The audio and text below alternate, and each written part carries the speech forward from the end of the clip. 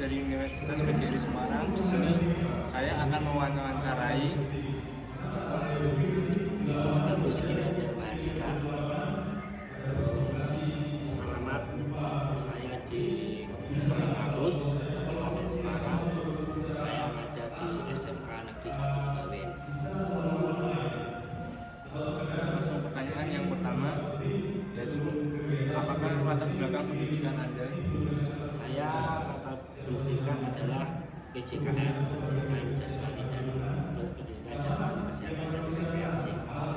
Saya lulus di Universitas Negeri Semarang. Yang kedua, apakah Anda memiliki sertifikat atau kualifikasi khusus dalam bidang pengajaran? Saya lulus PPG juga di Universitas UGRIS PGRI Semarang tahun 2024 kemarin. Alhamdulillah kemarin sudah lulus dengan baik. Terus saya juga mengikuti PKG, ya, program dari kementerian itu adalah PKG dan guru PJK. Selanjutnya mengenai tentang pendekatan pengajaran. Yang pertama, bagaimana Anda mendefinisikan gaya mengajar Anda? Gaya mengajar saya seperti kurikulum Merdeka sekarang yang artinya kebebasan untuk berkreasi siswa. Saya akan memberi kesempatan siswa untuk berkembang di eranya sekarang. Contoh, kita kolaborasi tentang ilmu-ilmu pendidikan olahraga. Salah satunya misal kita dalam permainan. Dalam permainan saya sepak bola. Karena tak suruh mungkin melihat dulu YouTube atau di media sosial yang di mana di sana banyak ilmu terus dikembangkan, anak diskusi, terus anak habis itu setelah anak diskusi habis itu dia mempraktekkan, mengimajinasikan kreativitas gerak sendiri dan sebagainya. Ya saya hanya cuma mengarahkan saja ini bagaimana dan sebagainya. Saya sebagai guru adalah sebagai mengarahkan saja, tidak terlalu banyak melibatkan tentang gerak anak dan sebagainya. Yang penting saya memantau. Selanjutnya, apakah strategi yang Bapak terapkan untuk memastikan bahwa setiap siswa memahami materi pembelajaran? Strategi saya selalu satu adalah pasti tanya jawab. Jadi saya pasti akan memberikan pertanyaan, respon kepada siswa. Misal setiap ada kegiatan presentasi atau bagaimana, nanti saya akan bertanya. Nah, pertanyaan saya itu adalah membuat anak semakin berkembang, kreatif, menjawab, terus kolaborasi kita antara guru dan siswa biar pembelajaran itu berjalan dengan bagus. Misal siswa ada kekurangan, saya terus akan bertanya, ini kalau gerakan gini efisien enggak kalau kamu punya formasi kayak gini. Terus akhirnya ada saling tanya jawab, akhirnya dirubah bagaimana menjadi gerakan yang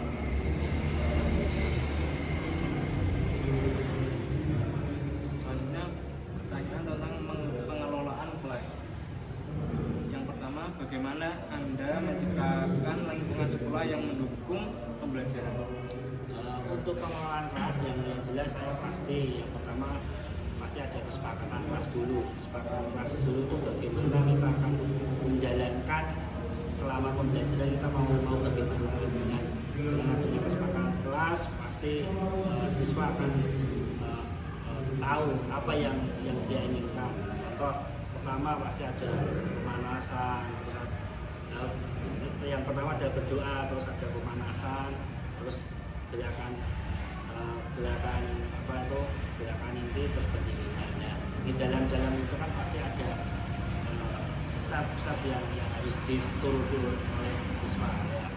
Saya hanya cuma memantau saja, terus perkembangan itu dari perkembangan gerakan dan sebagainya itu adalah koordinasi full murni dari ide siswa.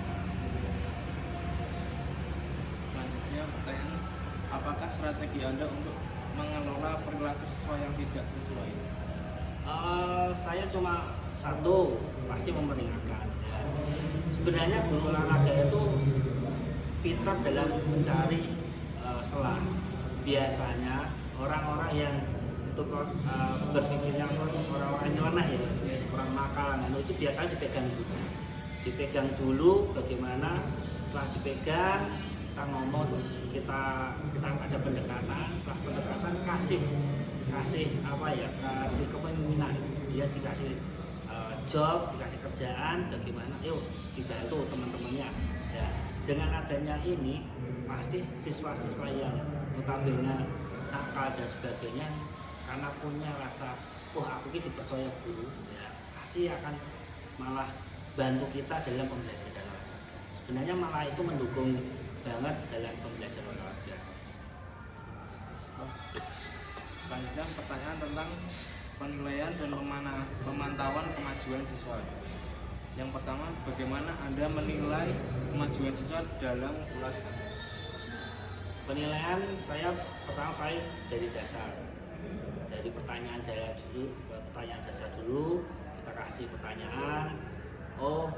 Contoh misalnya sepak bola, siapa yang tahu tentang dribble, kan gitu. Anak-anak yang sudah tahu tentang itu kita pisahkan sama yang belum.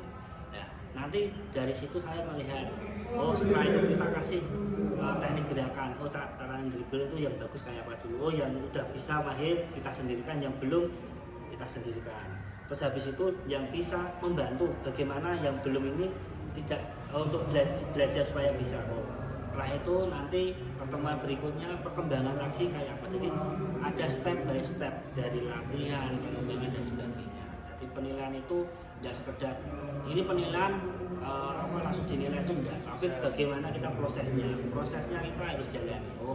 Dari kemarin tidak bisa terus diajari temennya, terus ternyata ternyata ada perkembangannya lebih bagus dibandingkan ini orangnya udah mahir tapi kok pas penilaiannya malah nyelewek. Lah itu kan malah perkembangannya malah kurang. Tapi kita lihat perkembangan proses pembelajarannya kayak gitu. Selanjutnya, apa tindakan Anda jika siswa mengalami kesulitan belajar? Untuk kesulitan belajar di dalam olahraga itu biasanya itu adalah faktor mental. Faktor mental itu mempengaruhi sikap anak itu takut menjalankan. Contoh misalnya kita waktu olahraga senam, ada roll depan, roll belakang. Mungkin anak takut roll depan kayak cedera dan sebagainya.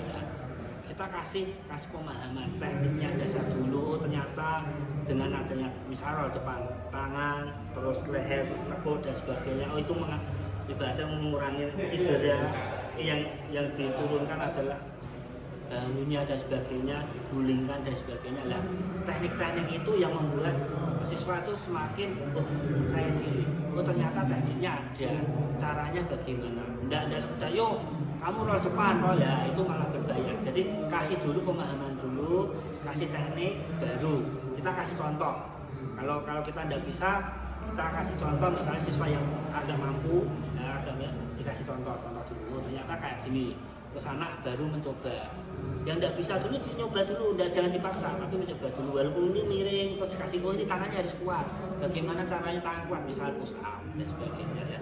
Dari tangan kuat untuk jaga ini badan biar kuat, ternyata bisa. Itu adalah bentuk proses pembelajaran. Selanjutnya, bagaimana Anda berkontribusi pada komunitas dalam organisasi, profesi dan masyarakat?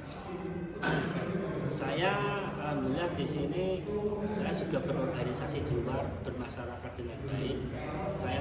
Saya ini juga berorganisasi di salah satu persatuan tenis meja di Kabupaten Semarang. Saya juga pengurus. Artinya olahraga di sekolahan walaupun di masyarakat saya tetap saling komunikasi dan sebagainya. Jadi saya itu termasuk anggota PTMS yang sudah aktif kemana-mana, artinya punya relasi dengan olahraga juga di masyarakat. Bahwa saya juga olahraga ini tetap terjadi. Saya selain di organisasi, saya juga punya klub Saya juga melatih anak-anak walaupun bukan di SMK, tapi anak-anak kecil SD, SMP, bahkan SMA juga ada, walaupun tidak sekolah di sini. Jadi olahraga ini di masyarakat pun ada, di organisasi pun juga ada. Pertanyaan selanjutnya tentang inovasi dalam pengajaran. Yang pertama, bagaimana Anda mengintegrasikan teknologi dalam pengajaran Anda? Soal teknologi dan sebagainya, saya tidak tidak buta, artinya saya tetap menggunakan teknologi yang ada. Contoh stopwatch itu sekarang sudah banyak, tidak cuma di stopwatch yang dulu ya, sekarang HP juga ada, sekarang jam tangan juga ada. Teknologi sekarang tak suruh lari pakai jam tangan itu, denyut jantung, denyut apa, kita sudah ada. Artinya dengan adanya teknologi itu kita tahu, oh anak itu sehat ya, denyut jantungnya kayak apa. Enggak, sekarang enggak, habis lari lihat denyut jantungnya gitu. Nah, dari sini ya. Dengan adanya alat ini memang benar-benar membantu lah. Tinggal kita itu bagaimana menerapkan ke anak gitu. Jadi anak itu mungkin dikasih, dipameri, sekarang mau jam tangan harga berapa, 100.000, 200.000 sudah dapat ya, artinya hidup sehat, kamu pakai itu, jalan denyut jantungmu kelihatan. Kalau kamu kegiatan lari dan sebagainya, berarti dengan menggunakan teknologi, berarti nggak sekedar di olahraga, di kegiatan sehari-hari pun dia sudah bisa main. Pertanyaan selanjutnya, apakah Anda memiliki ide atau pembelajaran berbasis proyek atau inovasi yang telah Anda terapkan dalam kelas? Kalau inovasi pasti ada, cuma kalau produk saya memang belum, tapi inovasi itu saya biasanya yaitu inovasi-inovasi yang ada itu, contohnya anak tersuruh membuat gerakan variasi sendiri.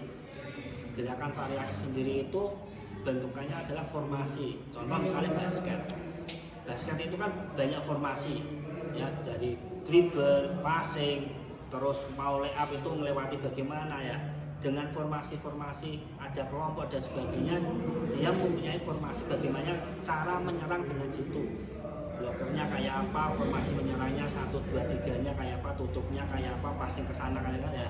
Itu kan kreativitas anak ya. Kreativitas anak itu dikembangkan beda-beda ya. Namun cuma passing, dribble biasa kan bisa cocok, tapi cuma formasi, jadi lari ke sana, ditutup sana, dipassing sana dan sebagainya lah. Itu bentuk-bentuk formasi lah. Ide-ide itu adalah salah satunya adalah ide anak juga. Saya cuma mendampingi aja, ini misalnya kayak gini bagaimana, terus formasinya kayak gini lah.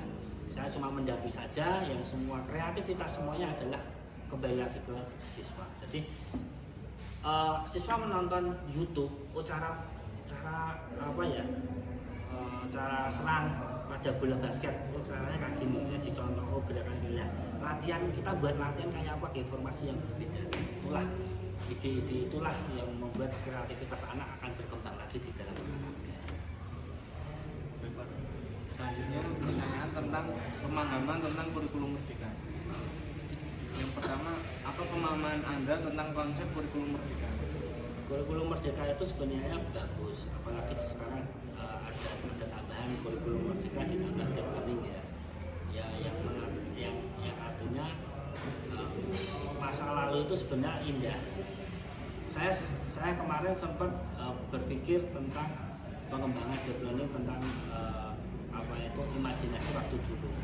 Contoh, anggap aja kita itu dulu anak-anak zaman dulu itu bermain itu tanpa harus menggunakan alat yang ada seperti sekarang. Artinya kreativitas anak zaman dahulu itu lebih kreatif dibanding anak-anak sekarang. Contoh, kita kemarin tak kasih imajinasi. Andai aja kamu jalan-jalan di suatu kebun, terus mendapatkan suatu bola, kan biasa untuk bal kasih atau bola tenis, satu bola aja, bagaimana cara kita untuk bermain ya. Waktu zaman dulu itu melaku ning kebun ono kayu, terus akhirnya dimainnya dapat permainan penting kan gitu toh. Melaku ning jalan entuk ban, nyatanya dolanan ban itu walaupun di keterangan digebukin nanti bermain ban gelundungke. Nanti diinovasi lagi pakai kayu, diinovasi lagi ada tutupnya dikai botol misalnya menggak-menggoknya. Nah, itu kan berarti kreativitas anak. Nah, bagaimana di kurikulum Merdeka ini sama aja, kebebasan anak berkreativitas. Jadi saya tadi kembali lagi, tak imajinasi, main di kebun, kamu dapat suatu bola, karena temanmu banyak, bagaimana caranya bola ini bisa bermain untuk kanggo teman-teman semua. Akhirnya dibuat permainan. Nah itu permainannya modelnya apa silakan digawe bentuk apa. Di situ ada apa? Ada kayu, game mainan kayu misalnya di kasti. Oh di situ kok ada misalnya potongan gendeng-gendeng. Oh dibuat apa itu bola. Ya bola gede dikasihkan gede itu pecah terus habis itu penata dan sebagainya, lari dan sebagainya. Itu kan salah satu bentuk permainan tradisional yang inovasi-inovasi itulah yang harus ditimbulkan ke masyarakat dan ke murid juga dan sebagainya. Artinya dulu itu sebenarnya lebih indah dibandingkan sekarang. Sekarang itu di dalam pembelajaran harus misalnya bola voli harus ada bola voli banyak, pastinya ya. Itu kan pembelajaran yang notabene itu di klub, artinya dia prestasi. Kalau di pembelajaran sekolah adalah have fun. Bagaimana anak itu sebenarnya senang dulu, baru senang, baru nanti tekniknya dikembangkan. Oh syukur-syukur bisa prestasi kan gitu kan. Di kurikulum Merdeka itu sebenarnya bagus. Pertanyaan selanjutnya, bagaimana Anda menjelaskan karakteristik utama dari kurikulum Merdeka kepada siswa? Karakteristik yang penting kalau saya itu pasti dari awal saya datang ke lapangan itu pasti tepat waktu, menunjukkan bahwa siap untuk belajar. Dari tepat waktu, terus disiplin, siap, terus biasanya saya itu ada lari komando. Bentuk kurikulum Merdeka saya itu jadi ada lari komando, nanti ada lagu Indonesia, lagu kemerdekaan, Pak itu Halo Bandung, Garuda Pancasila, nanti itu dinyanyikan waktu lari komando. Artinya itu bentuk-bentuk pendidikan karakter ya, pendidikan itu sikap, disiplin, datang tepat waktu. Berarti yang tidak datang nanti kena hukuman tambah lari kan gitu. Berarti anak rata-rata pada cepat, Pak sudah siap baris. Berarti sikap siap untuk menerima berdoa dulu, habis itu kita lari komando, lari dengan semangat menyanyikan lagu-lagu kemerdekaan. Nah, itulah bentuk-bentuk sikap untuk bagaimana olahraga pun bisa membuat karakter sesuai dengan kurikulum Merdeka. Selanjutnya pertanyaan tentang penerapan prinsip-prinsip kurikulum Merdeka dalam pengajaran. Yang pertama, bagaimana Anda menerapkan fleksibilitas kurikulum untuk menyesuaikan kebutuhan dan minat siswa di kelas? Kalau saya fleksibilitas pasti ada. Jadi di setiap bulan, di setiap musim itu pasti beda-beda. Contoh aja misalnya, saya tidak akan berkehendak misal hari ini tuh sebenarnya jadwalnya adalah sepak bola. Tapi pada bulan itu pro liga lagi booming. Pasti anak-anak adalah obsesinya adalah bermain voli. Ya jangan kita terus hari ini kita sepak bola kan gitu. Tapi kasih aja bola voli. Jadi dia mengembangkan idenya juga, mengembangkan jadi ditonton. Ini kayak musimnya pro liga misalnya ya. Jadi misal pro liga pemainnya bagus-bagus, passingnya apa dan sebagainya, pasti dia akan mempraktekkan. Ya, jangan dikasih sepak bola. Ini pas Piala Dunia, mesti tontonnya Piala Dunia sepak bola. Nah dikai voli apa dikai renang dan sebagainya, dia bal-balannya Pak dikai rame lah. Momen-momen itu jangan dilupakan. Jadi itu fleksibilitas kita kurang kudu jadwalnya gini enggak, tapi kita cari momen bagaimana bakat minatnya anak akan tumbuh di situ. Nek kayak jajak saya senang voli kayak apa? Dia senang Piala Dunia, saya senang sepak bola kayak apa? Itulah yang akan menjadi mengetahui oh ini anak itu minatnya di voli, oh anak itu minatnya di sepak bola, oh anak itu minatnya di mana gitu. Pertanyaan selanjutnya, bagaimana Anda memfasilitasi pembelajaran yang berpusat pada peserta? Ya, ya fasilitas itu ya itu hampir sama seperti tadi. Semua tak kasih fasilitas, peserta didik mau apa? Saya cuma mengarahkan. Ya hampir sama seperti tadi. Oh ya, lagi musimnya Proliga, ya udah tak siapkan lapangan voli, bola dan sebagainya, bentuk permainan, bentuk apa dan sebagainya, teknik akhirnya saya munculkan ada passing, ada passing, ada smash, ada blok dan sebagainya. Karena akhirnya anak sudah mempunyai imajinasi sendiri. Zaman Proliga ya pasti, smashannya ini. Akhirnya dia akan belajar smash. Oh passingannya gini. Karena akan belajar karena muncul ide. Jadi semua akan tak kasih fasilitas. Oh munculnya apa tak kasih fasilitas. Kita ada bola dan ya. Saya cuma mengarahkan aja. Oh tekniknya passing itu kayak gini ya. Tekniknya blok itu harus kayak gini. Kamu harus latihan lompatnya kayak gini ya. Jadinya ya. Kita cuma itu kan fleksibilitas. Pertanyaan selanjutnya, penggunaan sumber belajar berbasis teknologi. Yang pertama, bagaimana Anda mengintegrasikan teknologi dalam proses pengajaran sesuai dengan prinsip kurikulum merdeka? Ya, secara saya juga pernah, karena teknologi itu tidak lari dengan dunia maya ya.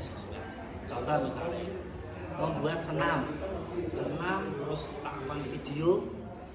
Kalau video itu saya tak suruh ngirim ke saya, memori saya pasti penuh karena yang tak aja tuh banyak. Di SMK kan nah dengan ini anak tak suruh ngedit dulu, habis diedit, habis itu dikirim di sosmed, mau di YouTube, TikTok, Facebook, Instagram dan sebagainya, baru linknya dikirimkan ke saya. Artinya apa? Saya bisa melihat saja link yang dikirimkan, saya melihat, artinya anak sudah akan belajar tentang teknologi, caranya ngedit, ya, caranya bersosmed. Kan berarti anak udah tahu teknologi yang sekarang itu kayak gini. Jadi saya juga, ku senam itu kamu di sini itu senam ya. Kita belajar tentang menggunakan sosmed juga, jadi menggunakan teknologi juga.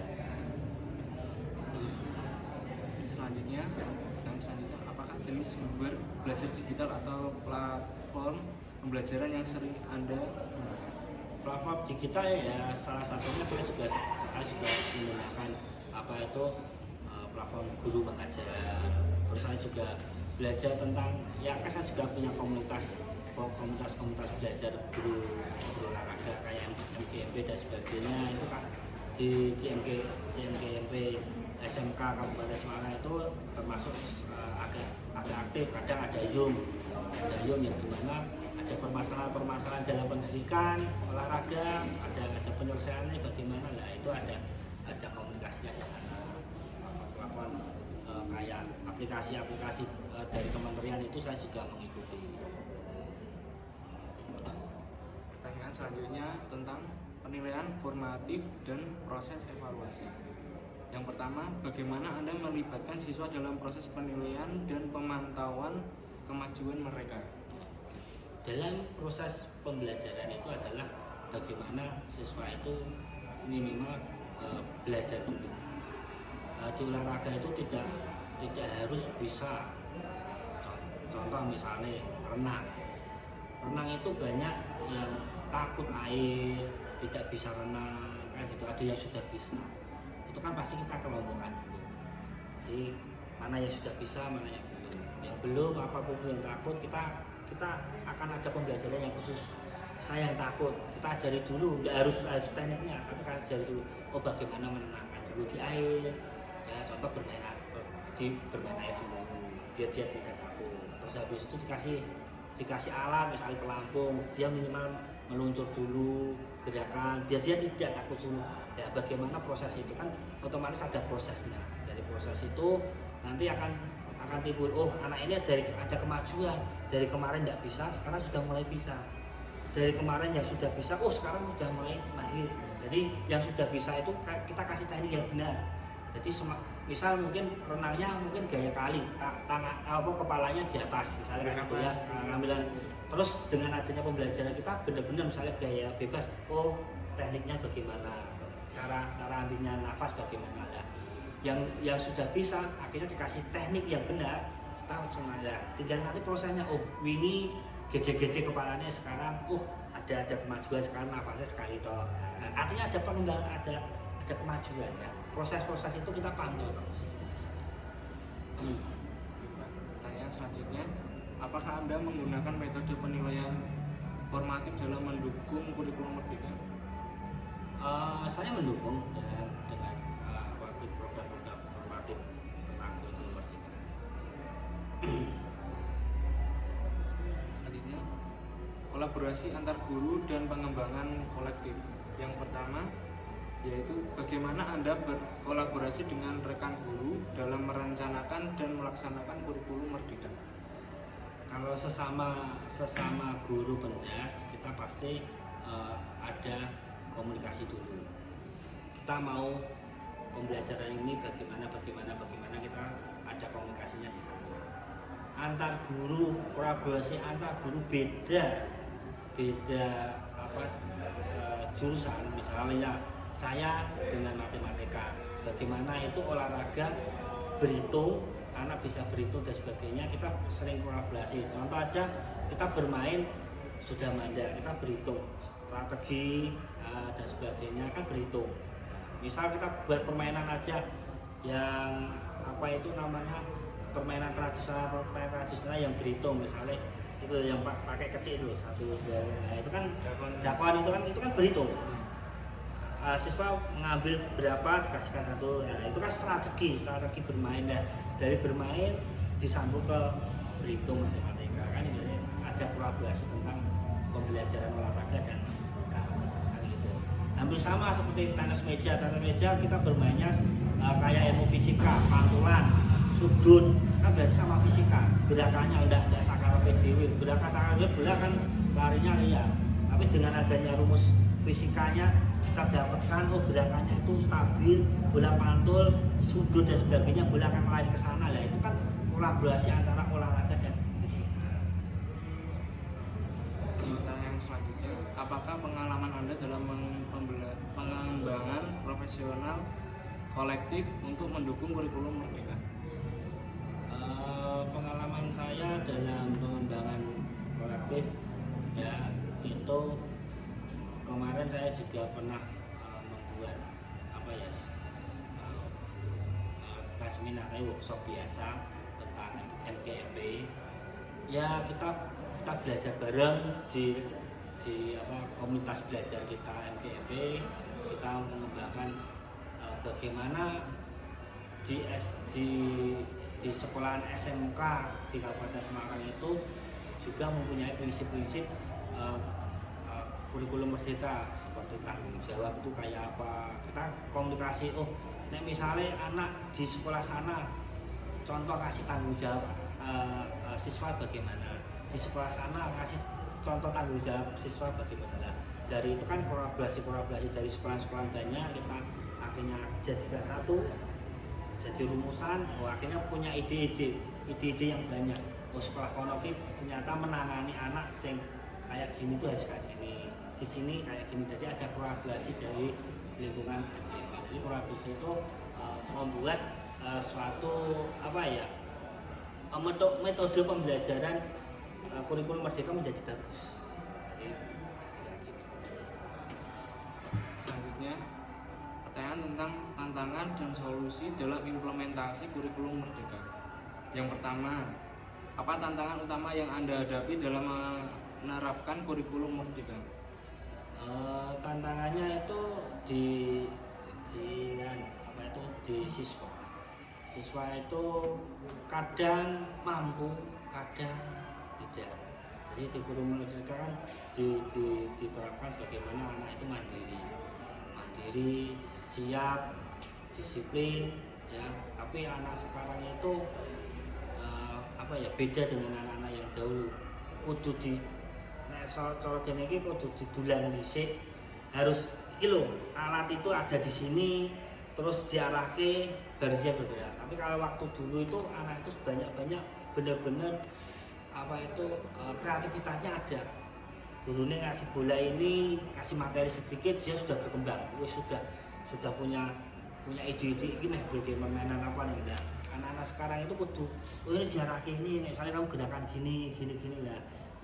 Kreativitasnya anak itu kalau di era sekarang itu memang agak berkurang. Jadi apa itu guru itu harus pintar-pintaran memberi pendampingan secara khusus. Pertanyaan selanjutnya yaitu bagaimana Anda mengatasi atau merespon tantangan tersebut? Ya untuk mengatasi yaitu saya harus punya kreativitas ide-ide yang bagaimana kreativitas ide itu harus banyak dan harus kita sampaikan ke anak. Jadi anak itu punya pengalaman banyak. Oh misalnya kreativitas permainan ini itu harus kayak gini. Tidak cuma satu tok. Berarti ya kita minimal punya misalnya 10 strategi pembelajaran di suatu permainan. Jadi suatu artinya kita buat kelompok-kelompok itu yang dimana satu kelompok pasti beda ide. Dari beda ide anak akan berkembang. Oh ternyata itu permainan bola besar ya, enggak sekedar dimainkan gini, ternyata dimainkan gini bisa ya. Oh ternyata dimainkan gini bisa, dimainkan ini ya. Ide-ide itu harus ditimbulkan banyak. Jadi semakin banyak ide yang berkelompok itu nanti akan menimbulkan anak itu semakin berpikir oh ternyata main kayak gini itu asik ya. Oh main kayak gini asik ya, main kayak gini asik ya. Tidak cuma monoton aja. Dia karena di era sekarang itu monoton yang dilihat itu, ya dilakoni itu. Tapi dulu itu orang-orang banyak kreativitas. Mungkin yang dilihat itu, tapi yang dimainkan bukan itu. Pertanyaan selanjutnya tentang partisipasi siswa dan pengembangan karakter. Yang pertama, bagaimana Anda mendorong partisipasi aktif siswa dalam proses pembelajaran sesuai dengan semangat kurikulum merdeka? Ya. Saya akan memberikan semangat, memberikan kesempatan, kepercayaan untuk siswa untuk berkembang. Makanya dengan adanya kita memberikan tugas, anak akan berpikir bahwa oh ini aku harus berkembang, aku harus bergerak, aku harus rasa percaya dirinya akan muncul. Jadi kita beri tugas ya, selain kita juga nggak sekedar kamu buat ini, tapi kasih tugas materi yang jelas diarahkan, minimal dikasih pola berpikir dulu ya, dia sudah paham baru dia dilepas untuk berkembang. Pertanyaan selanjutnya, bagaimana Anda mendukung pengembangan karakter siswa melalui PS selama pembelajaran? Apa PS? PS. Maksudnya gimana ini?